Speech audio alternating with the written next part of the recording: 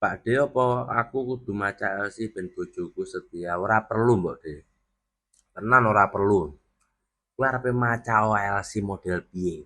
Arepe mbok tato kupu-kupu nundur susu kene percuma. Lah omonganmu sik kasar karo bojomu percuma ngono lho. Nomor siji ki kowe iki kudu ngomong kalem, alus, lembut. Wong lanang lak bojone iki omongane alus, lembut ngene bah, wis kuwis ra usah macak mesti sange ngono lho wong lanang karo bojone. Gampang nafsu ngono lho. Aja mbok pikir LC iki penampilan tok, pelayanan barang ngono lho. Joh, joh, joh. Dadi aja terlalu ngomongne penampilan. Masya wong lanang iki gane plerak-plerak wong wedok ayu, semok, montok.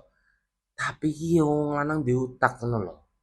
Lha kuwi lho wong wedok sing tak sawi belum tentu ngono lho. Seapik bojoku, sikape belum tentu seapik bojoku. Ngono lho. Karuane kowe iki rubahan sik cara ngomongmu karo bojomu ngono lho. Aja terlalu gampang emosi, aja terlalu mikir negatif thinking ngono lho. Wis cono bojomu lak wis teko omah iki ya wis layanana sebaik mungkin ngono. Ngalah-ngalahi pelayane Indomaret ngono lho. Dong ora iki. Joh, joh, joh.